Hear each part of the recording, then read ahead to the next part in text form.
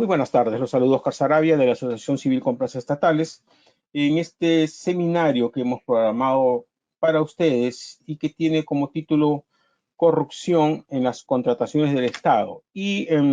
Nos llama un poco la atención que cuando dictamos este curso, que ya lo hemos dictado, esta es la cuarta edición de este programa Contrataciones Exitosas del Estado, y este tema siempre tenemos la menor cantidad de asistentes, ¿no? A pesar de que las encuestas en nuestro país dicen que la corrupción es la principal preocupación de todos los peruanos, que ya superó a la delincuencia. Antes la delincuencia era nuestra mayor preocupación, ahora la corrupción, decimos en las encuestas que es nuestra mayor preocupación, pero cuando hacemos eventos relacionados a la corrupción estamos viendo de que parece que en realidad hay poco interés de conocer qué es lo que está pasando y poder involucrarse, ¿no?, en actos que podríamos desarrollar para tratar de, pues, combatir este flagelo que azota nuestro país, ¿no? Bueno, eso como comentario. Decíamos que es el tercer seminario del programa Contrataciones Exitosas del Estado. La semana pasada dictamos responsabilidad en las contrataciones del Estado y la próxima semana vamos a dictar el CAC Oportunidades de Negocios, ¿no? Y así vamos a ir continuando con estos temas. Y nosotros hemos considerado dentro de este programa de capacitación, contrataciones exitosas con el Estado, incluir estos dos temas previos, ¿no? Responsabilidad en las contrataciones del Estado y corrupción en las contrataciones del Estado, porque consideramos que todo proveedor del Estado exitoso, ¿no?, un proveedor que quiere tener éxito, que desea ser exitoso, ¿no?, debe ser un proveedor que tiene visión, un proveedor que actúa con responsabilidad, con integridad, con honestidad, solidaridad y patriotismo, ¿no? Entonces, esos son los valores que debería tener un proveedor exitoso del Estado, ¿no? Por eso que como temas principales y iniciando este ciclo de conferencia casi, ¿no?, hemos considerado estos dos temas, que es responsabilidad en las contrataciones del Estado, para que el proveedor sepa, ¿no?, bajo qué circunstancias su participación podría tenerle alguna complicación, y además considerando que una de las mayores dificultades que expresan ustedes como proveedores y que nosotros también hemos visto en el tiempo que tenemos de consultoría en contrataciones del Estado, ¿no?, una de las mayores dificultades que tenemos son justamente estas actuaciones, estas situaciones que están relacionadas con actos de corrupción, ¿no? Cuando hemos lanzado la publicidad y otras veces también que lanzamos la publicidad en nuestros eventos, ¿no?, o de los servicios que brindamos, muchas personas nos contestan y nos dicen: no, ya todo está amarrado, ¿para qué me voy a presentar? Todo está direccionado, todos son unos corruptos, ¿no? O sea, hay esa sensación, ¿no?, de que la corrupción efectivamente no solo está creando graves problemas a nuestro país, sino está muy involucrada justamente en este tema de las contrataciones públicas, que es donde se manejan, pues, los recursos del Estado, ¿no? Por eso que para nosotros sí consideramos que es un tema importante, por eso que lo compartimos con ustedes, ¿no? Y las noticias que vemos, pues, a diario en los periódicos dan cuenta de esto, ¿no? Ya hemos visto estas grandes noticias de hace algunos años respecto a Lavajato, a Odebrecht, ¿no? Los grandes megacasos de corrupción que hemos visto en nuestro país, ¿no? El año pasado se decía que más de 1.400 empresarios están siendo investigados por corrupción en el país, eso salió en la República. En octubre de 2019, no, salió un reporte del Grupo de Trabajo contra la Corrupción que decía que el 4% del PBI de nuestro país se pierde por actos de corrupción, que hay 32.925 procesados por corrupción en todo el país, y el Congreso estaba investigando a esa fecha más de 200 casos de corrupción. Y lo que les decía yo, ¿no?, que el principal flagelo que preocupa a nuestro país ahora justamente es la corrupción, ¿no?, y que ha superado a la delincuencia. Antes nuestra mayor preocupación era la delincuencia, ahora no, ahora las personas dicen que lo que más les preocupa en nuestro país es la corrupción, ¿no? Pero yo preguntaría, ¿no?, bueno, ¿y qué estamos haciendo para para combatir eso. Solamente cerrar los ojos, quedarnos callados, no hacer nada, ¿no? Eso es lo que quieren los corruptos. Los corruptos quieren que usted se desanime, que usted esté con esa sensación de que esto no va a acabar nunca, que no podemos hacer ya nada contra la corrupción, que todo está corrompido, que todo está perdido, ¿no? Para que ellos sigan haciendo de las suyas. Pero acá lo que tenemos que hacer y lo que nosotros proponemos es eso, ¿no? Que ustedes como proveedores aprendan cómo se presenta la corrupción, al menos en las contrataciones públicas, y tratar pues de ver cómo podemos tratar de luchar contra estas situaciones que estamos viendo día a día, ¿no? El diario Correo publicó el año pasado también que las contrataciones del Estado son 25% más caras por la corrupción. Esta revista de Ojo Público, 40% de las contrataciones del Estado tienen riesgo de corrupción, yo diría que más. La Fiscalía decía el año pasado que en la época del COVID, que todavía estamos en el COVID, pero esto de acá salió a junio del 2020, se aumentó en 700% los casos de corrupción. Ahora, ¿cómo estaremos? Y nosotros sacamos una nota que decía el decreto de urgencia 070 propicia la corrupción. Vamos a ver, porque hay normas que a veces no están bien pensadas, ¿no? O no están bien diseñadas, o que otras personas se aprovechan de estas normas para incurrir en estos actos de corrupción, ¿no? El 19 de agosto del año 2020, el Contralor General de la República decía que en el año 2019 la corrupción le costó a nuestro país 23.000 millones de soles. Ahora usted y yo estamos encerrados en nuestras casas, ahora al menos los que somos de Lima, ¿no? En otras regiones de repente no.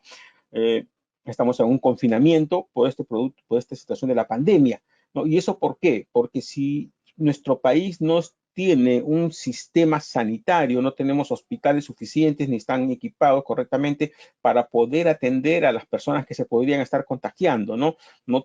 Y todo eso, ¿por qué? Pues porque mucha gente se ha llevado plata a sus bolsillos, ¿no? En lugar de que ese dinero se invierta realmente como debe de ser, ¿no? Y tendríamos mejores hospitales, mayor cantidad de hospitales, un mejor sistema sanitario, etcétera, etcétera, ¿no? Un mejor sistema de gestión pública, ¿no? Porque lo que está pasando en nuestro país es, en realidad, apenas es una falta de gestión, no producto de la corrupción que nos tiene ya totalmente agobiados, ¿no? Entonces, lo que yo le digo es, tenemos algo que hacer, ¿no?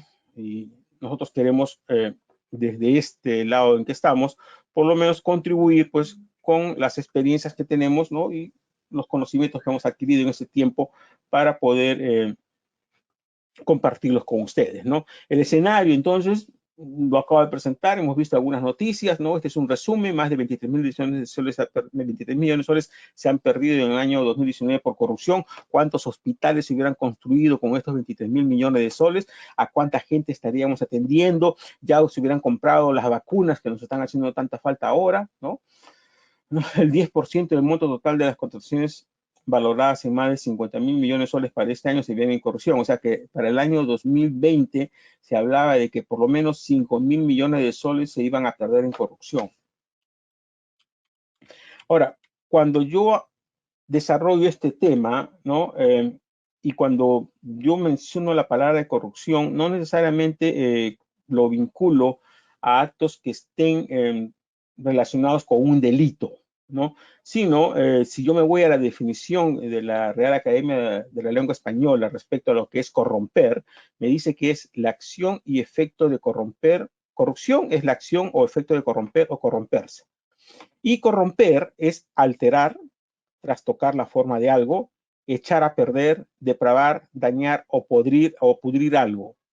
Y como última definición de sobornar a alguien, ¿no? Esto, bueno, esta es la más conocida de todos, pero entonces acá me está diciendo que corrupción vendría a ser, para efectos de este análisis que hemos hecho nosotros, es hacer algo que está prohibido, ¿no? Si la norma dice, oye, esto no lo puedes hacer, lo estás haciendo, o hacerlo de manera incorrecta, ¿no? O hacerlo mal, esto es lo mismo, incorrecto o mal es lo mismo, o hacer poco, hacer tarde o no hacer, ¿no? O sea, el análisis que vamos a hacer es desde ese punto de vista, ¿no? Porque de repente alguien puede decir, sí, pero lo que usted está mencionando no es corrupción.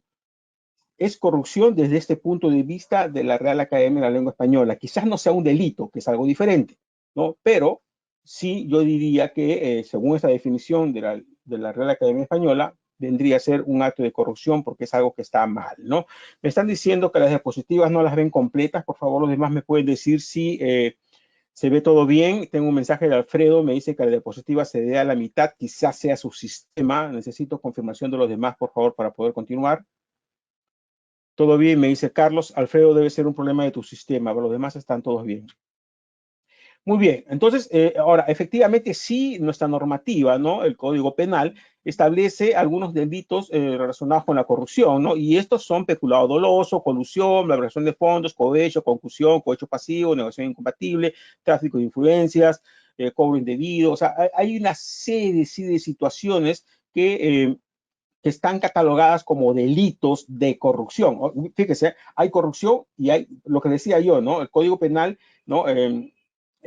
Contiene cuáles son los delitos de corrupción, pero los demás son actos de corrupción. Lo que pasa es que no son delitos algunos de ellos, ¿no? Entonces, de ahí venía esa definición que yo les mencionaba, ¿no? Entonces, ustedes como proveedores deben de conocer cómo se presenta esto, ¿no? Para, en primer lugar, saber que existe, ¿no? Saber cómo funciona, cómo se puede presentar, ¿no? En qué situaciones se pueden presentar para estar prevenidos, ¿no? Y no caer en alguna de estas situaciones y si las encontramos, pues denunciarlas para que esto se corrija, ¿no? Por ejemplo, la colusión señala el Código Penal, ¿no? Que es el acuerdo clandestino alcanzado entre dos o más personas para perjudicar a un tercero, ¿no? Es cuando yo me pongo de acuerdo, un empresario se pone de acuerdo con el presidente del comité de selección, ¿no? Le ofrece un dinero para que el presidente del comité de selección le favorezca con la buena pro, ¿no? Eso es un ejemplo típico de colusión. Cohecho es cuando se coimea, ¿no? Está conocido como un delito de corrupción de funcionarios, ¿no? Y está relacionado con el cohecho, soborno o la coima, ¿no? Te pago para que me ayudes, ¿no? En apurarme un trámite, por ejemplo, ¿no? La negociación incompatible no necesariamente, no hay un, un beneficio dinerario, sino de que un funcionario público, por ejemplo, ¿no? Aprovechándose del cargo que tiene, ¿no? Que podría ser el integrante de un comité de selección, ¿no? Muestra interés para favorecer a un postor que es amigo suyo, ¿no? Con el puntaje de la oferta técnica, por decir, ¿no? Entonces, acá hay un interés, un aprovechamiento indebido del cargo, pero no necesariamente estamos hablando que sea colusión o que hubiera un soborno de por medio, ¿no? O sea, esa es un poco la diferencia. Ahora, estamos hablando solamente de los delitos que podrían implicar a un proveedor del Estado, por si acaso, ¿ya? No, el tema no está relacionado a los delitos que pueda cometer un funcionario público, que son los que a ustedes les interesa como proveedores. Ahora, respecto a un proveedor, también podría estar inmerso, ¿no? En un delito que es conocido como el delito contra la función jurisdiccional, que se presenta cuando en el trámite de un procedimiento de contratación pública, ya sea en la etapa de actos preparatorios, en la etapa de selección o en la etapa de ejecución del contrato, presentan un documento con información inexacta. O sea, presentar un documento con información inexacta no constituye o podría constituir, ¿no? Un delito contra la función jurisdiccional que es reprimida con pena de la privativa de la libertad no menor de 1 ni mayor de 4 años. En cambio, la presentación de información, de documento falso, ¿no? Que ya habíamos hablado la semana pasada, las diferencias entre información inexacta y documento falso, cuando alguien presenta un documento falso, estaríamos hablando de un delito contra la fe pública, ¿no? O falsificación de documentos, que le corresponde una pena privativa de la libertad no menor de 2 ni mayor de 10 años y con 30 a 90 días de multa si se trata de un documento público, ¿no? Entonces, básicamente, entonces ya estamos viendo que nuestro Código Penal establece algunas situaciones que se consideran delitos de corrupción, ¿no? Y que ustedes como proveedores podrían verse involucrados en alguna de esas situaciones, ¿no? Ahora, si bien es cierto, no se puede meter a la cárcel a una persona jurídica, ¿no? Desde el año 2016, que se promulgó la ley 3424, se estableció que las personas jurídicas que estén incluidas en una situación esta de corrupción, ¿no? Por sus funcionarios que la integran, ¿no? Accionistas, directorio, gerente, etcétera, etcétera, alguien que esté relacionado con ellos, ¿no? Si alguno de ellos está incluido, ellos son los que van en la cárcel, estas personas naturales, pero la persona jurídica en sí no podría recibir algún tipo de medidas accesorias, o sea, alguna sanción, que pueden ser clausura de sus locales, disolución o liquidación de la sociedad, que es lo que se estuvo pidiendo, por ejemplo, para el partido político de Fuerza Popular, ¿no? Esto es lo que estuvo pidiendo el fiscal, suspensión de las actividades de la sociedad, prohibición de la sociedad a ejercer la actividad en la cual se ejerció el delito, o una multa no menor ni mayor de 5 unidades impositivas tributarias, ¿no? Entonces, la situación es esta, ¿no? Hay actos de corrupción, hay delitos de corrupción que están catalogados en nuestro Código Penal. Los proveedores podemos estar en alguna de estas situaciones de delitos de corrupción.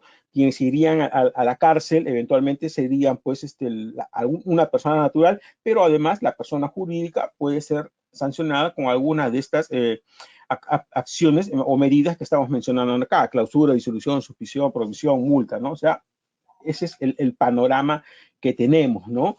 Entonces, resulta importante conocer esta situación de corrupción. Yo pienso que sí, ¿no? Y es más, porque si nosotros todos contribuimos a que estas situaciones de corrupción se eliminen, lo que lo veo muy difícil, pero por lo menos tratemos de que disminuyan, ¿no? Ya no van a ser pues 25.000 millones de soles que se pierdan, ¿no? Por corrupción, sino podría ser mucho menos y podríamos tener mejores hospitales, mejor educación para nuestros hijos, etcétera, etcétera, ¿no? Entonces, de eso se trata, que todos tenemos que colaborar a combatir la corrupción, ¿no? El análisis que hemos hecho nosotros respecto a la corrupción en las contrataciones del Estado nos lleva a tres principales componentes, ¿no? Primero, podríamos decir que lamentablemente tenemos una legislación que es profusa, o sea, abundante, es dispersa, está en diferentes lugares y es confusa, ¿no? Profusa, abundante, abundancia de normas, leyes, reglamentos, directivas, pronunciamientos, decretos supremos, decretos de urgencia, decretos legislativos, ¿no? Es dispersa, ¿no? Un ministerio tiene cierta norma, Petroperú tiene una norma, la Caja tiene otra norma, ¿no? Y es confusa. ¿Confusa por qué? Porque si tenemos ley, tenemos reglamentos, a veces necesitamos de una directiva para que precise, o necesitamos de repente de una opinión del OCE para que precise algo que no está claro en la norma, ¿no? Pues no habría necesidad pues de opiniones o de pronunciamientos del OCE si la norma fuera clara, ¿no? Entonces, primero, este es el primer aspecto, ¿no? De nuestro análisis que hemos hecho. Tenemos una legislación, lamentablemente, que es profusa, dispersa y confusa. Luego, estas acciones de corrupción se pueden presentar en cualquier fase del proceso de contratación pública. Ya les habíamos dicho que la contratación pública se desarrolla en tres fases: la fase de actos preparatorios, la fase de selección y la fase de ejecución del contrato. O sea, una acción que esté relacionada con corrupción podría ser en cualquiera de estas fases. Y lo tercero es que en estas actividades de corrupción pueden participar diversos agentes, ya sean internos o externos, ¿no? Que lo vamos a desarrollar más adelante, ¿no? O sea, se presenta en toda la fase del procedimiento de la contratación y se presenta en todos los estamentos que podrían participar, ¿no? En estas contrataciones públicas, ¿no? La entidad, los proveedores, ¿no? Y agentes también externos, pero los vamos a desarrollar después.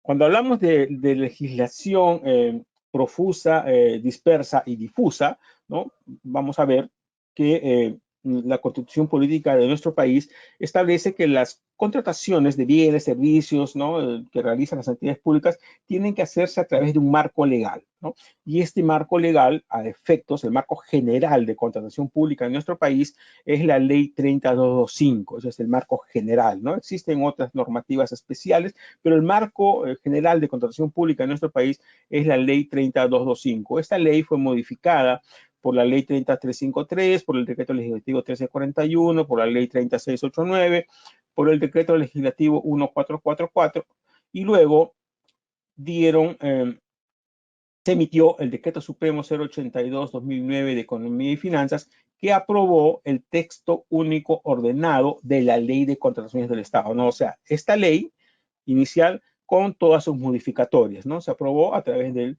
Decreto Supremo 082. O sea, tenemos un texto único ordenado de la Ley de Contrataciones del Estado, ¿no?, aprobado a través de este Decreto Supremo. Ese es el marco general. Ahora, esta ley tiene un reglamento. El reglamento se aprobó con el Decreto Supremo 344-2018, fue modificado con el 377-2019, con el 168-2020 y con el 250-2020, hasta donde yo tengo conocimiento. Ojalá que no se me escape alguno, pero creo que no. Entonces tenemos ley que tuvieron varias modificaciones y se aprobó su texto único ordenado. Y tenemos un reglamento que fue aprobado en el año 2018 y ya ha tenido hasta por lo menos 3 modificaciones. ¿Ok? Entonces, ese es el marco general. Ahora, esta ley le da facultades al organismo supervisor de las contrataciones del Estado, OCE, a emitir directivas y documentos estándar. Entonces tenemos ley, tenemos reglamento y tenemos directivas y documentos estándar. Pero también se faculta a que el OCE emita opiniones, emita pronunciamientos. Y además, el Tribunal de Contrataciones del Estado, que es el que resuelve los recursos de apelación y los procedimientos sancionadores, también emiten resoluciones. Y el OCE también emite algunos documentos como son instructivos, por ejemplo, ¿no? Entonces tenemos ley, tenemos reglamento, tenemos directivas, tenemos documentos estándar, entre ellos las bases estándar que todos conocemos, tenemos opiniones, tenemos pronunciamientos, tenemos resoluciones, tenemos instructivos y así. O sea, solamente en lo que es el marco general de la contratación pública, miren la cantidad de documentos o de normas que tenemos, ¿no? Ahora, esto es del marco general, pero les decía yo que existen normas especiales, ¿no? Por ejemplo, la Autoridad de Reconstrucción con Cambios tiene sus propias normas de contratación pública. Cuando se desarrollaron los Juegos Panamericanos, también se creó una norma especial para las contrataciones que tenían que realizarse a través de los Juegos Panamericanos. Las concesiones se realizan también a través de una norma especial, las asociaciones público-privadas, obra por impuestos. Petroperú tiene la facultad de establecer su propio reglamento de contrataciones públicas. En las cajas municipales también, las cajas municipales no se rigen por la Ley de Contratación Pública General, la 3225, sino se les ha dado la facultad de que aprueben sus reglamentos de contrataciones y adquisiciones. En lo que respecta, por ejemplo, a programas sociales, tenemos también una ley muy antigua que es el programa del vaso de leche, que si bien es cierto no tienen un reglamento de contrataciones, pero establece ciertas características de cómo debe evaluarse las ofertas, ¿no? Cómo debe el contenido mínimo de las raciones, por ejemplo, ¿no? Es que también influyen un poco, ¿no?, en el marco normativo. El programa de complementación alimentaria también, Caligoarma también, estos sí tienen sus propias normas de contratación, ¿no? Entonces, fíjense acá la abundancia de normas que hay, ¿no? Y ahora, con esta situación que estamos viviendo del COVID-19, se dictaron una serie de decretos de urgencia, de decretos supremos, ¿no? Que los podemos ver en esta dirección, que me parece que ya habían pasado los 100 normas que estaban relacionadas a normas COVID, que tienen que ver pues con situaciones de contrataciones, ¿no? Que se facultaba, por ejemplo, al MINSA a contratar equipos de protección, ¿no? Oxígeno, ¿no? Ahora los de las vacunas, ¿no? Entonces se han estado dictando en toda esta época de la pandemia y se siguen dictando normas que tienen que ver, que están directamente relacionadas con los procedimientos de contratación pública, ¿no? El famoso decreto 070 que hemos hablado hace un instante también, que muchos de ustedes deben conocer, ¿no? Entonces, viene a ocurrir lo que señala esta frase, ¿no? A río revuelto, este refrán, ganancia de pescadores, ¿no? O sea, existe tal cantidad de normas, pues que esto se hace totalmente complicado, que una sola persona, o hasta yo creo que un estudio de abogados no podría tener pues el conocimiento, el expertise de toda esta normativa, ¿no? O sea, esto es tan confuso, por ejemplo, yo solamente me dedico a asesorar a lo que es 325, no veo temas de reconstrucción con cambios, Juegos Panamericanos, Petroperú, cajas municipales, porque son normas especiales, ¿no? Si bien es cierto, muchas cosas de la ley general se pueden aplicar a estas otras situaciones, ¿no? Pero pueden cambiar en la forma, en los plazos, ¿no? En alguna situación, ¿no? Entonces, esto es así, ¿no? Y aparte puede ocurrir también lo que señala el otro refrán, echa la ley, echa la trampa, ¿no? Sí, están buscando, se da una ley y estamos viendo cómo le sacamos la vuelta a la ley.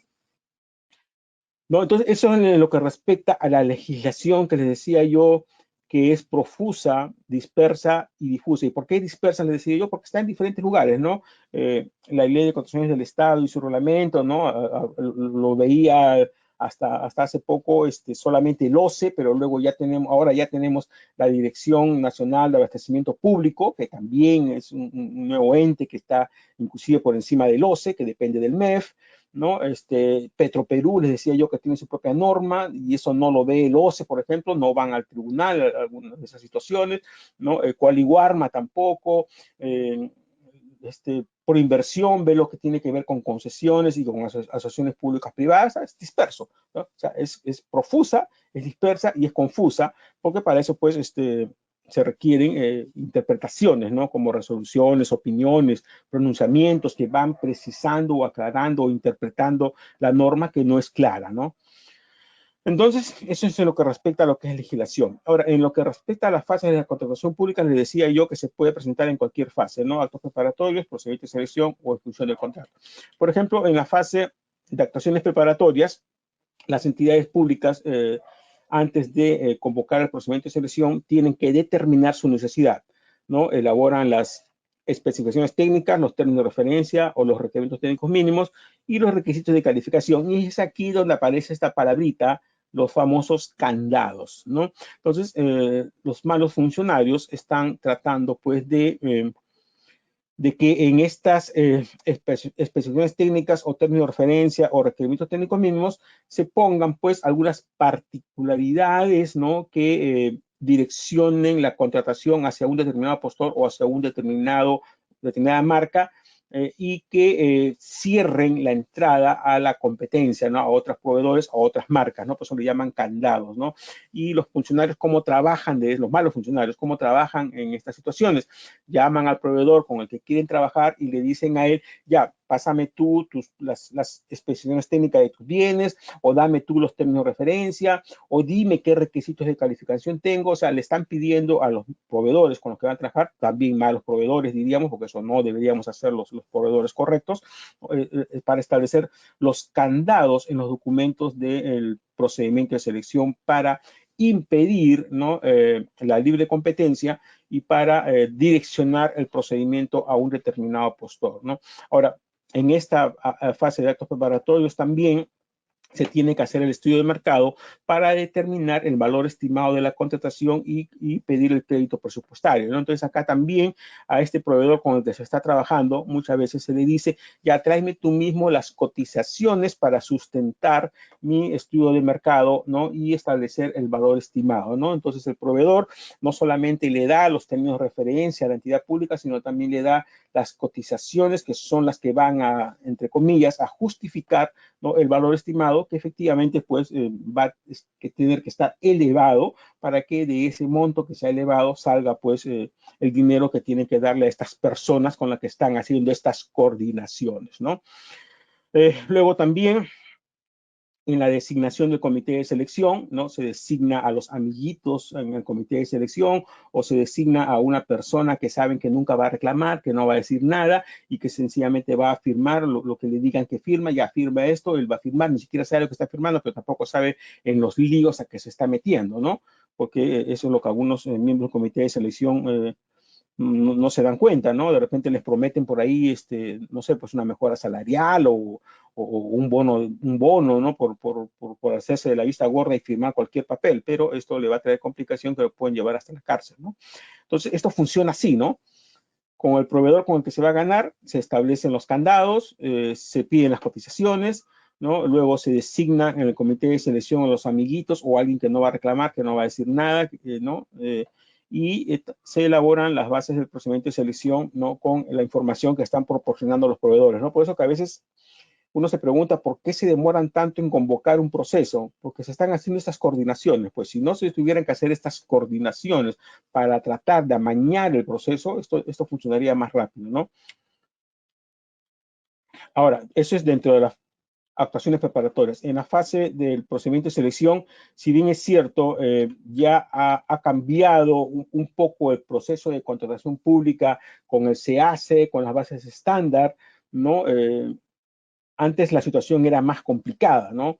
Por ejemplo, antes las convocatorias de un procedimiento de selección, las que eran licitaciones públicas y concursos públicos, se hacían a través del Diario Oficial del Peruano y de un diario de circulación nacional o local, si fuera, ¿no?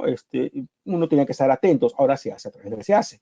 Pero los procedimientos menores, ¿no? Adjudicación directa simplificada en ese tiempo o adjudicaciones de menor cuantía, ¿no? Se publicaban en las vitrinas de cada entidad pública en el área de logística, ¿no? O sea, uno tenía, para enterarse qué es lo que iba a convocar, por ejemplo, salud, uno tenía que irse todos los días de repente a logística de salud, afuera de la vitrina, para ver qué iba a convocar de salud, de simplificar, de directas selectivas o de menores cuantías, ¿no? Porque no había un sistema público, ¿no? Como tenemos ahora el SEACE, eso funcionaba antes así. Ahora tenemos SEACE y todo se hace a través de esta plataforma, ¿no? El registro de participantes también antes era presencial. Uno tenía que ir a cada entidad pública, al área de logística, a registrarse como participante en el proceso. Y cuando ibas a registrarte, te decían, no, mira que el funcionario que tiene que registrarse ha salido, regresa más tarde, ¿no? Y lo tenían ahí paseando al proveedor y para evitar pues que se registre en el procedimiento de selección, ¿no? O se registraban, ¿no? Y le daban un documento sin ningún sello, sin ninguna firma, ¿no? Y él pensaba que ya estaba registrado, pero en realidad nunca lo habían registrado o no le daban la constancia de registro. Lo mismo para formular las consultas, observaciones, ¿no? Un proveedor antes tenía que dejar sus consultas o observaciones en la mesa de partes de la entidad y no se las querían recibir, ¿no? O la mesa de partes estaba cerrada y no había forma como presentar las consultas y observaciones. Ahora todas estas actuaciones, ¿no? La convocatoria, el registro de participantes, la presentación de consultas y observaciones se hace a través del SEACE. Eso ya no se hace, pero funcionaba de esta manera, ¿no? Para que conozcamos un poco cómo era esto.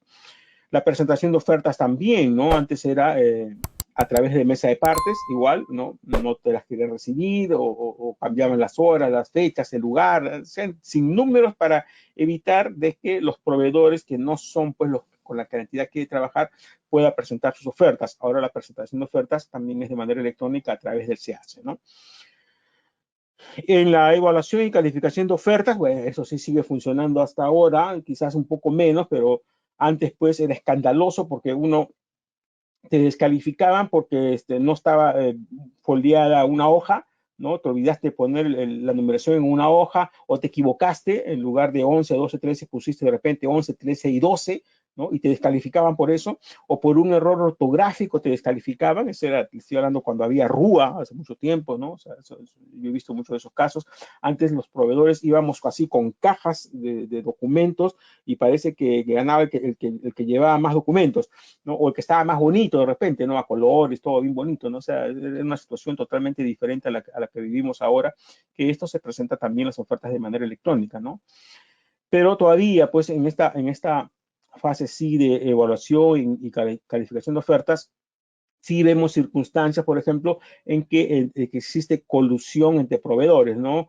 Como lo que conocimos pues como el Club de la Construcción, que se presenta en menores escalas en algunas entidades públicas, ¿no? Se ponen de acuerdo entre dos o tres empresas o una misma persona tiene varias empresas o hay un grupo de empresas, grupo económico, y presentan pues ofertas en forma conjunta, ¿no? Yo presento a 90, yo presento a 95, yo presento a 100. Evidentemente va a ganar el de 90, ¿no? Y todos presentamos los mismos documentos, ¿no? Esto hoy día. Luego, en la siguiente licitación, ya yo presento a 100, tú presentas a 95 y tú presentas a 97, ganó el otro. Y así se van turnando cuál de las empresas va a ir ganando en una determinada licitación o en una determinada localidad, ¿no? Ya mira, este es mi sector, tú no te metas acá, pero apóyame, ya yo voy a participar en este distrito y presenta tus ofertas. Y en el otro distrito que está al costado, tú vas a ganar siempre y yo te apoyo con mis ofertas, ¿no? Entonces van simulando que existe competencia, ¿no? Y se va dividiendo el mercado, ¿no? Anteriormente, en el caso de obras, por ejemplo, se otorgaba el mayor puntaje al promedio de las ofertas, de las ofertas económicas al promedio, y había lo que se conocía como una manipulación del promedio, ¿no? Se presentaban ofertas con documentos incompletos para subsanar, y el postor que quería manipular el promedio decidía si subsana o si no subsana para manipular el promedio, ¿no? Eso funcionó un tiempo, felizmente ya se modificó, porque ya no se otorga el puntaje al promedio, sino a la oferta más baja, ¿no? El direccionamiento que ya hemos hablado, la sobrevaloración también, ¿no? Con este estudio de mercado que hemos dicho, se presentan ofertas altas para que de allí salga pues lo que tiene que darse a las personas con las que están coludidas, ¿no? La nulidad de oficio es una forma también que en la etapa de selección se puede incurrir en situaciones que yo califico como corrupción. Por ejemplo, se busca motivos sin razón para declarar la nulidad de oficio porque ganó el proveedor que no tenía que ganar. Se presentaron 3 ofertas, A, B, C, tenía que ganar A, pero no ganó A, ganó B. Entonces se busca la sin razón para declarar nulo ese proceso y que B no pueda firmar el contrato para que el proceso se retrotraiga a una etapa y puedan volverse a presentar y ver la forma como gane A, ¿no? O sea, se simula, se finge, se inventan motivos para declarar esta nulidad de oficio. Y eso, les decía yo, se los he dicho ya en algunas oportunidades, que hay que tener cuidado porque cuando tenemos un fin de mandato, sabemos que los alcaldes y los gobernadores regionales tienen un plazo de mandato, ¿no? Cuando termina y cambia de autoridad, eso suele ocurrir, ¿no? Por ejemplo, en el mes de diciembre se otorgó la buena pro a un postor y ese postor no logra firmar contrato en el mes de diciembre, al 31 de diciembre, y en enero entra el nuevo alcalde, ¿no? El nuevo alcalde, ¿no? Encuentra que hay una buena pro que no ha firmado contrato, entonces van a buscar, si es que no es su amiguito, ¿no? También que podría ser su amigo, si no es su amiguito, van a buscarla sin razón para declarar nulo ese proceso por algún motivo y que este postor que ganó no logre suscribir el contrato para que pueda convocarse nuevamente ese proceso y se presenten pues los amiguitos de la nueva autoridad, ¿no? Esto, repito, se ve mucho en la época de final de mandatos, al inicio de los nuevos mandatos, ¿no? Se ven muchas nulidades de oficios. Entonces le decía yo que algunas situaciones que les he comentado yo sucedían de una manera más escandalosa porque no teníamos SEACE, ahora tenemos SEACE, este sistema electrónico de control del Estado que funciona desde el año 2012, si la memoria no me falla, 2008 creo que es, sí, 2008. Y que al inicio solamente se hacía como informativo, se publicaba allí las actuaciones, pero ahora también ya hay transacciones electrónicas, ¿no? Como el registro de participantes, la formulación de consultas, la publicación de absolución de consultas, instalación de bases, la presentación de ofertas, ¿no? La subsanación de ofertas, ¿no? O sea, hay varias actuaciones que ya se hacen de manera electrónica y eso pues facilita un poco el trabajo, ya no se puede, los malos funcionarios no pueden estar usando argumentos, ¿no? Como se usaban antes, como no permitir que se presenten las consultas, como no permitir que se registre el proveedor, ¿no? O sea, eso ya se ha superado felizmente. Y además, antes, también hace muchos años, cada entidad pública utilizaba sus propios modelos de bases, ¿no? Cada entidad tenía un modelo de base, CEDAPAC tenía un modelo de bases, SUNAT tenía su modelo de bases, ¿no? Los ministerios, las municipalidades, cada uno usaba las bases como quería, ¿no? Porque la norma no había establecido que debía haber estas bases estándar, pero ya desde el año 2008 tenemos bases estándar, ¿no? Que tienen las entidades como obligación utilizar estas bases estándar y esas bases estándar ya tienen un determinado orden, tienen 2 secciones, la sección general y la sección específica, ¿no? Y tienen los documentos en un determinado orden, entonces ya uno sabe dónde encontrar cierta información, ¿no?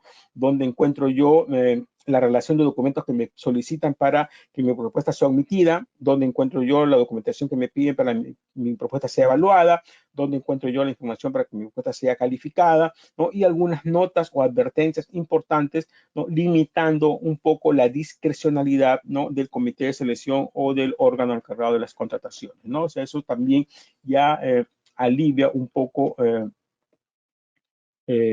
el trabajo de nosotros como proveedores para elaborar nuestras ofertas, ¿no? Y evita un poco también esas situaciones de que se escondía información, ¿no? Antes se hacía eso, ¿no? En los términos de referencia se escondía información, el postor deberá presentar eso, y si no lo leías, pues te descalificaba, ¿no? Pero ahora ya eso no está permitido, ¿no? Y en la etapa de evaluación, admisión y calificación de ofertas, todavía eso sí sigue sucediendo, que muchos funcionarios al revisar las ofertas, ¿no? Como en este caso, por ejemplo, de la Municipalidad Provincial de Huari, en este procedimiento de selección, ¿no? Hubieron 11 postores y tuvieron como no admitidos a 10. Así nomás.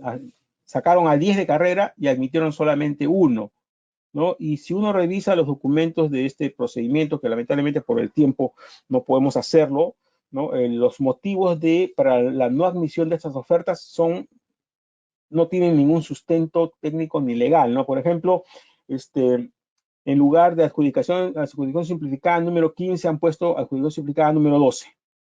O en lugar del signo de soles, que es la S con la diagonal, han puesto la S, la diagonal y el punto, que es el signo de nuevos soles anterior, ¿no? Esos son los motivos, pues si ustedes quieren lo pueden revisar después, ¿no? Entonces, y esto sigue funcionando todavía, ¿no? Lamentablemente, hay funcionarios, ¿no? Que buscan la sin razón para descalificar las ofertas o para no admitir las ofertas, como en este caso, ¿no? Fíjense, 11 postores descalifican a 10 y se queda solamente uno. O en este otro caso, creo que acá son 23, me parece, 1, 2, 3, 4, 5, 6, 7, 8, 9, 10, 11, 12, 13, 14, 15, 16, 17, 18, 19, 20, 22 postores. Empacarán 22 postores descalificados o no tuvieron por admitidas a 21 y solamente admitieron a uno, ¿no? Y fíjense, no estás hablando, y todavía gana al 100%, ¿no? Gana, mira, todos tenían menos de 1 millón de soles. Y que tenía 1 millón de soles, el único admitido y todos los demás no admitidos. Acá estaba el precio del anterior, ¿o no? A ver. No, acá no están los precios como para poder ver eso, ¿no? Pero para que vean cómo funciona eso, ¿no? O otro caso, 9 postores, 6 no admitidos y 3 admitidos. Y estos 3, si no me equivoco, en este caso, estaban vinculados, ¿no? Son empresas que están vinculadas. Lo que decía yo, ¿no? Se ponen de acuerdo, ¿no? Y no me extrañaría que de repente el primer lugar, de repente, no firma contrato para que firme el segundo, que también son situaciones que se pueden presentar, ¿no? O sea, eso sí sigue ocurriendo todavía y es importante que lo conozcamos. Y cuando nosotros sacamos esta nota que el decreto de urgencia 070 propicia la corrupción, ¿no? Es porque este decreto supremo, decreto de urgencia 070, señaló que para que las municipalidades elaboren, desarrollen algunos servicios en las entidades públicas que estaban relacionadas, si no me equivoco, con caminos, algo así, mantenimiento de caminos era para esto, ¿no? Prohibieron que se pueda solicitar elevación al OCE y apelación, ¿no? O sea, en estos casos no se podía solicitar elevación al OCE ni se podía impugnar la buena pro, o sea, nadie podía reclamar, nadie podía hacer nada. Entonces, en esta municipalidad de Huarochirí y en este de Chincheros, nosotros analizamos estos casos y vimos que, por ejemplo, en estos 4 procesos de la municipalidad de Huarochirí, fíjense, en este primero hubieron 52 participantes, se presentaron 28 postores y tuvieron como no admitidos a 27 y se adjudicó al 100%. En este otro caso, 53 participantes, 27 postores y 26 postores se tuvieron como no admitidos y igual se adjudicó al 100%. En nuestro caso, 51 participantes, 25 postores se presentaron, 24 no admitidos al 100%. Igual acá, 29, 28, 100.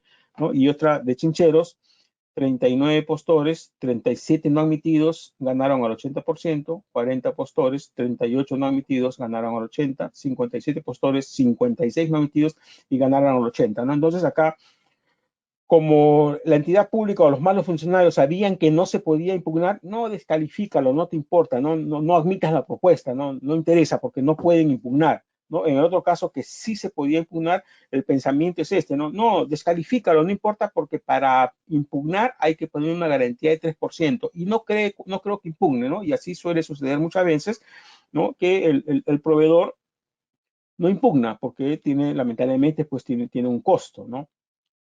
Entonces, eso es lo que ocurre, ¿no? En la fase de selección. Y en la fase de ejecución del contrato, ¿no? También se presentan otras situaciones, como por ejemplo que le busquen justificaciones no bien sustentadas para que el proveedor no logre suscribir el contrato, ¿no? Le revocan la buena pro, ¿no? O si el proveedor suscribe el contrato, ¿no? Respecto a las entregas y conformidad, se firma contrato para que entregue, por ejemplo, 1000 unidades de un determinado producto y se ponen de acuerdo con el proveedor para que no entregue 1000, sino que solamente entregue 800 o 700 y las 300 no las entrega, pero le firman la guía de revisión como que las hubiera entregado y la diferencia, evidentemente, el dinero se lo tiene que dividir o le tienen que dar a la persona que le está facilitando eso, ¿no? ¿No? Eso respecto a la ejecución del contrato, eso se maneja así, ¿no? En muchos casos. Eh, respecto al PBL, al PCA, por ejemplo, que son poblaciones que tienen que recibir ciertos beneficios, ¿no? Canasta de alimentos, ¿no? También se eleva el número de beneficiarios, se inventa el número de beneficiarios, o no les llegan los productos a los beneficiarios, los productos van a otro lado, o en lugar de llegarles, pues la cantidad que les tiene que llegar les llega menos, o no les dan todos los días, les dan un día sí, un día no, ¿no? Y la diferencia se está yendo a otro lado, ¿no? Respecto a los pagos también, ¿no? Eh, no le pagan al contratista, le retrasan los pagos, ¿no? O le dicen, bueno, si quieres que agilice tu pago, bueno, tienes pues que dar algo para que yo te pueda agilizar el pago, ¿no? Lo mismo también con las aplicaciones penalidades, aplican penalidades sin justificación con tal pues de perjudicar al contratista o resuelven el contrato también de manera injustificada, ¿no? O sea, todas estas situaciones se pueden presentar en la ejecución del contrato, ¿no? O sea, tenemos estas situaciones que se presentan en la fase de selección, en la fase de datos preparatorios, en la fase de selección y en la fase de ejecución del contrato, ¿no? O se aprueban adicionales de manera indebida o ampliaciones de plazo que no corresponden, ¿no? Todo eso suele suceder, ¿no? Por ejemplo, la Procuraduría Pública Especializada de Delitos de Corrupción, ¿no? Señaló que existen algunas situaciones en las que se defrauda al Estado en la etapa de ejecución del contrato con, por ejemplo, financiamiento o liquidez ilegal a favor del contratista mediante adelantos y o pagos indebidos, ¿no? O sea, dan adelantos que no corresponden o pagos indebidos, ¿no? Con valorizaciones sobrevaluadas, ¿no? Por ejemplo, pagan una valorización del 30% de una obra, pero si uno hace un análisis de la obra, no hay 30% de avance de la obra, sino hay 15%, pero le pagan por 30%, ¿no? Otra forma, liberar al contratista de la parte más compleja de la obra, convoca un procedimiento de selección y expediente técnico de la obra, ¿no?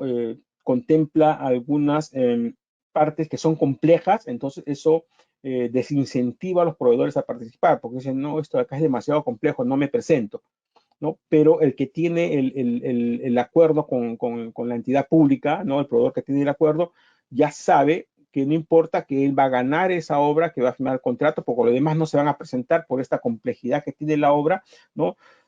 Y luego de firmar el contrato, hacen una reducción de prestaciones, ¿no? Y eliminan esa parte compleja de la obra, porque ya estaba conversado, pues, ¿no? Para que no exista competencia, se hace eso.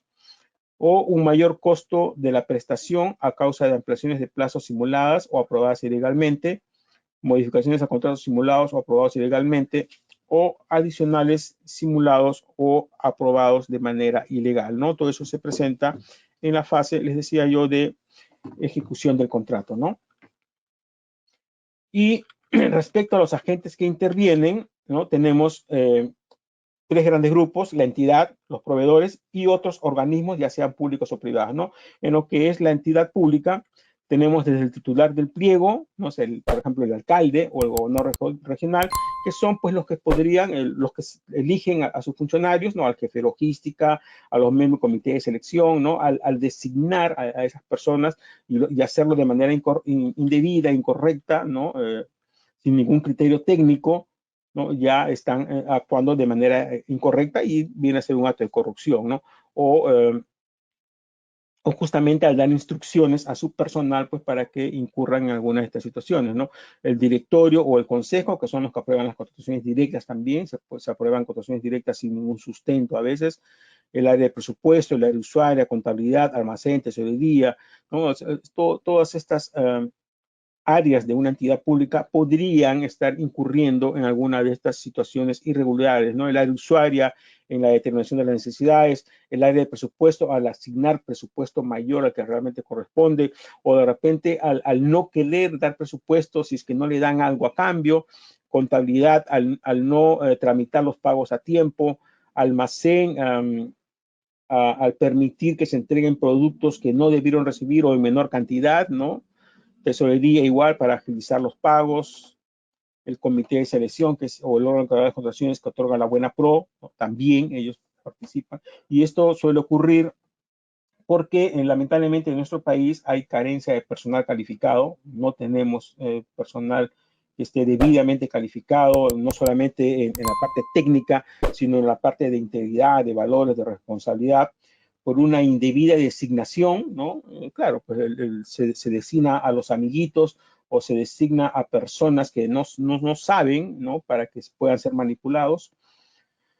Eh, Se supone que en el área de contrataciones públicas, ¿no? Aquellos que están involucrados en el procedimiento de contratación tienen que estar certificados por el OCE, pero nos gustaría conocer información del OCE, a qué nivel de certificación vamos, o sea, si en el Estado se requieren, por ejemplo, 10.000 funcionarios y servidores públicos que estén certificados, quisiéramos saber cuántos están certificados, ¿no? A ver si se está cumpliendo o si la certificación en realidad es un saludo a la bandera, porque más está generando gastos a las personas que tienen que certificarse, tienen que pagar un derecho para certificarse, ¿no? Si funciona o no funciona, o es en realidad un saludo a la bandera, porque hace muchos años, por ejemplo, se estableció que para que los funcionarios puedan certificarse, los cursos de capacitación que les pedían tenían que ser dictados solamente por entidades que tengan convenio con el OCE. Y ahí también se estuvieron haciendo algunas cosas que a nuestro parecer, nosotros denunciamos en ese tiempo que no eran correctas, ¿no? O los asesores entre comillas, y lo pongo entre comillas porque sí hay asesores correctos, pero hay asesores que en realidad solamente están pensando en su bolsillo, ¿no? Y justamente aprovechan de esta carencia de personal o de que en los comités se designan personas con pocos conocimientos a propósito para que sean manejados por estos asesores, entre comillas, ¿no? Que trabajan directamente de repente con el alcalde, con el gobernador regional. Un interés de desanimar a los proveedores, ¿no? Lo que decía yo, ¿no? Los proveedores, muchos con los que yo converso, ya tienen una sensación de desánimo, no, que esto no va a cambiar, que siempre va a estar la corrupción, etcétera, etcétera, ¿no? Ese es el pensamiento que tienen ellos, ¿no?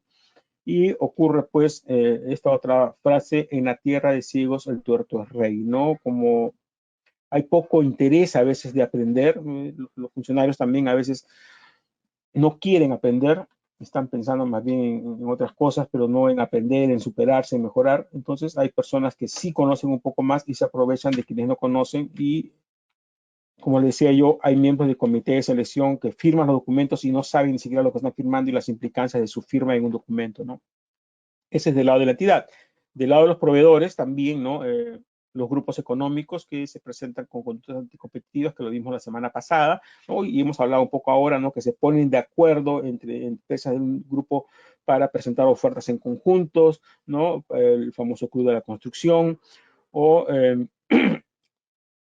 por ejemplo, que en un determinado proceso me piden que yo sea distribuidor autorizado de la marca, pero la marca solamente le da la carta de distribución a 2 o 3 proveedores y no pueden entrar más, ¿no? Eso también se ve sobre todo en lo que es alimentos, se estuvo viendo eso bastante y me parece que todavía sigue sobre todo con el vaso de leche esta situación.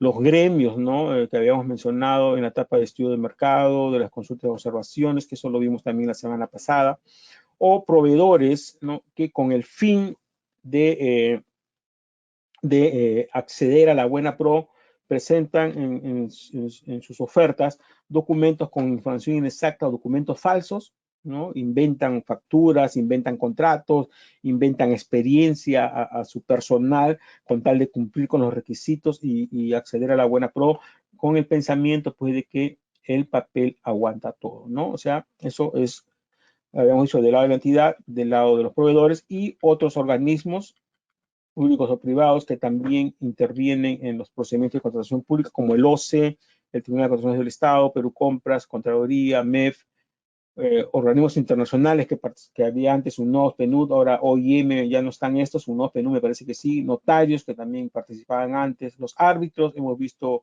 casos de árbitros denunciados, el Poder Judicial con medidas cautelares, los medios de comunicación, el OCE, por ejemplo, el OCE es Organismo Supervisor de las Contrataciones del Estado, pero que alguien a ver si me desmiente por ahí y me dice si el OCE realmente supervisa o no supervisa, ¿no? Porque si el OCE estuviera supervisando realmente, ¿no?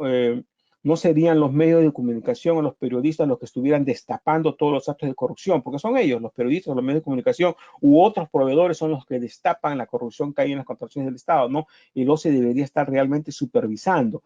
Y el OCE tiene la plataforma que se hace y tiene un sistema de inteligencia de negocios, ¿no? Que le podría estar enviando alertas y decirle, mira, tal municipalidad ha contratado de manera directa este proceso. Una alerta a la Dirección de Riesgos, revísame esta contratación directa, ¿no? Por ejemplo, nosotros sacamos una noticia del CAFET, me parece que fue, del gobierno regional de Callao, ¿no? Que habían hecho una contratación por ahí media rara para nosotros, ¿no? Y me parece que ya firmaron contrato, todo por ahí, normal, ¿no? No pasó nada, ¿no?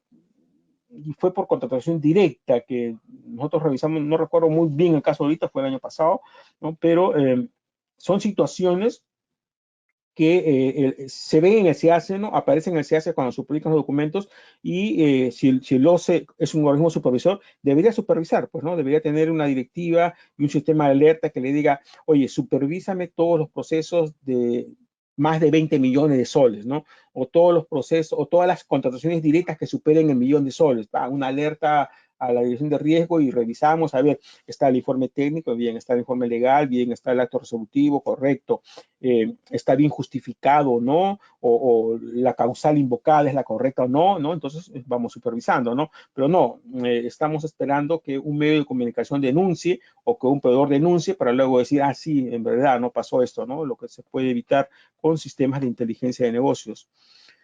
Transparencia también, a veces nosotros denunciamos que a veces no publicaba el OCE los documentos a tiempo, los pronunciamientos, las opiniones, las resoluciones, me parece que ya está un poco más ordenado, pero el Tribunal de Contrataciones del Estado también que debería estar emitiendo a más acuerdos de sala plena para sentar precedentes de cumplimiento obligatorio, ¿no? Me parece que hay muy pocos, esto ya lo hemos dicho en alguna oportunidad también, la normativa señala que cada 6 meses, ¿no? Deben revisar las resoluciones que se emiten para emitir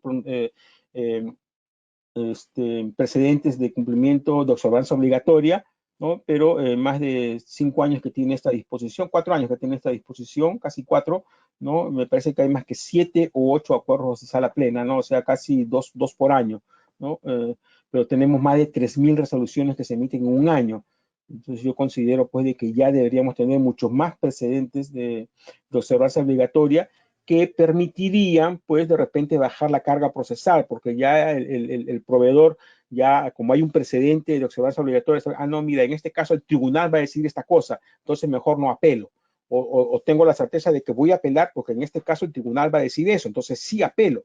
Pero lamentablemente, como no tenemos un criterio de predictibilidad, porque el tribunal un día puede decir blanco y otro día dice negro, o una sala dice blanca y otra sala dice negro, ¿no? Entonces no existe, no se cumple con este principio de predictibilidad, ¿no? Y tenemos esa abundante carga procesal que debería disminuir si es que tuviéramos más precedentes de observancia obligatoria, ¿no? Perú Compras fue cuestionada también con algunas contrataciones, lo mismo la Contraloría, el MEF, Ministerio de Vivienda y Construcción también, que se decía por ahí que algunos funcionarios del MEF o del Ministerio de Vivienda pedían favores a los municipios para otorgarles presupuestos, ¿no? Y todo esto que ya lo mencionamos. Estos son los acuerdos de sala plena que se han emitido, ¿no? Son muy pocos los que ha emitido el tribunal y acá no todos son precedentes, sino son a otras cosas, pero creo que hay 8 nada más.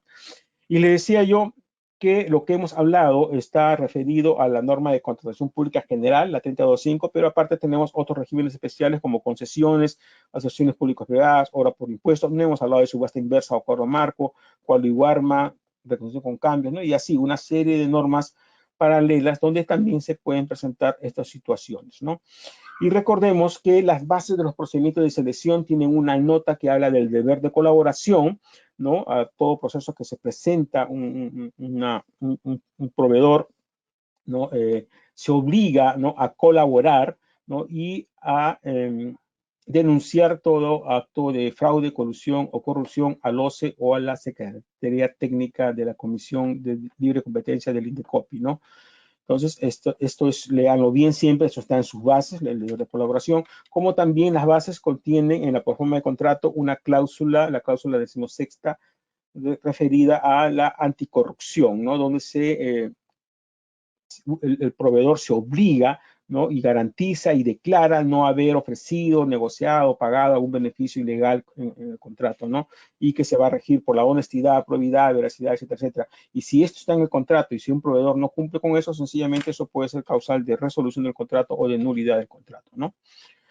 Y además, recordemos que los documentos que se presentan en un procedimiento de selección, ¿no? Se reciben bajo la presunción de veracidad, ¿no? Presentamos nuestras ofertas, lo recibe la entidad presumiendo que todo es veraz, pero luego señala la normativa que el artículo 64, que una vez consentida la buena pro, la entidad debe de verificar los documentos presentados por el adjudicatario a efectos de comprobar si efectivamente lo presentado es veraz o no, ¿no? Y de no serlo, se puede determinar la pérdida de la buena pro, ¿no? Por una nulidad de oficio, declarando la no omisión de la oferta, la descalificación de la oferta, informando al tribunal para sanción por presentación de información inexacta o falsa, ¿no? Y aparte denuncia a la fiscalía por delito contra la función jurisdiccional o contra la fe pública, ¿no?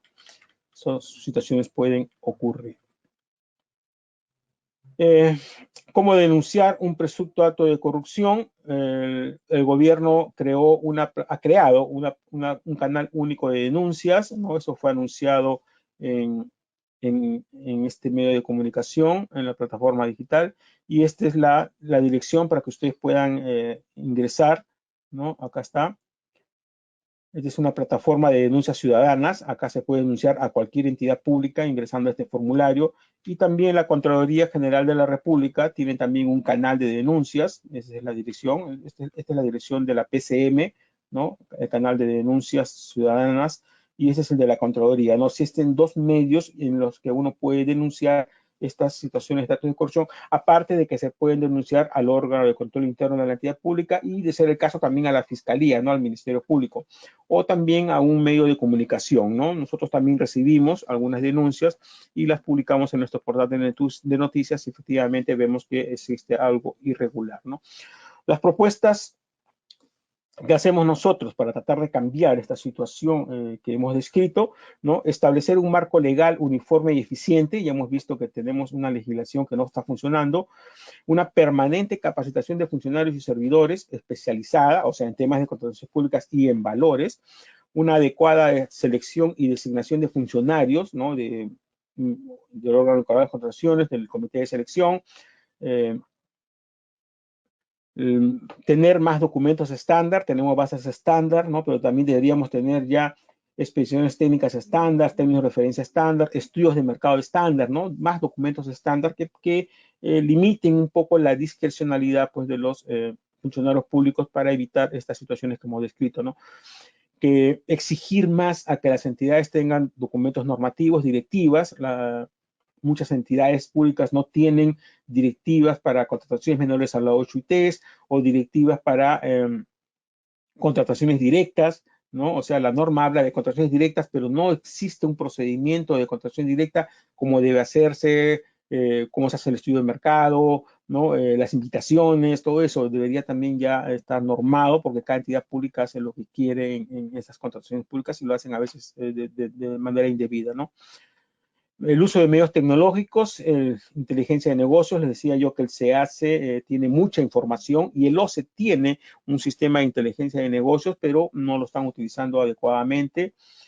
utilizar más sistemas de alerta, como he mencionado, trazabilidad de los documentos a través de blockchain para determinar, por ejemplo, esta presentación de documentos falsos que se presenta, facturas, contratos, constancias, ¿no? Si tenemos un sistema de cruce de información con los colegios profesionales, con SUNAT, ¿no? Para verificar si efectivamente esas facturas han sido o no declaradas, por ejemplo, ¿no? Supervisión y control adecuados, permanentes y oportunos por el OCE, o que se cambie de nombre el OCE, pues que no se llame organismo supervisor. Verificación de información a la SUNAT, colegios profesionales, participación de las universidades y colegios profesionales.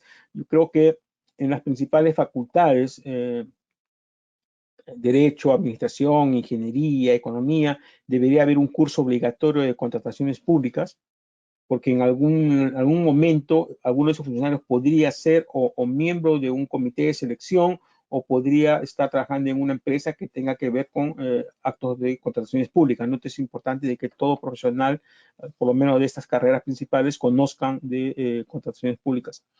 Mayor participación de la sociedad civil y de los gremios empresariales, ¿no? Vigilando, controlando, capacitando, denunciando estas situaciones que estamos describiendo, ¿no? El servicio que nosotros damos a nuestros clientes de Licita Fácil, del Servicio Integral en Contrataciones del Estado, ¿no? Nosotros promovemos prácticas anticorrupción, los clientes con los que trabajamos, ¿no? Les hacemos un seguimiento y recomendaciones para que no estén, pues, no se vean involucrados en alguna situación de estas de práctica de corrupción, ¿no?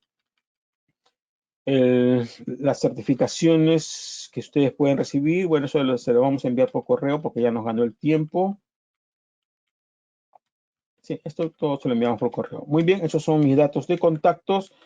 Este es el correo para que me envíen denuncias si tuvieran alguna información de una irregularidad en un proceso para poder revisarla y, de ser el caso, publicarla en nuestro portal de noticias, ¿no? Lamentablemente el tiempo nos ha ganado el día de hoy. Muy bien, tienen mi correo a la vista, osarabia@comprasestatales. Por favor, me envían sus preguntas al correo. Les agradezco mucho su asistencia. Que tengan un buen fin de semana y no se olviden que la próxima semana tenemos el CAC Oportunidades de Negocios. Hasta otra oportunidad.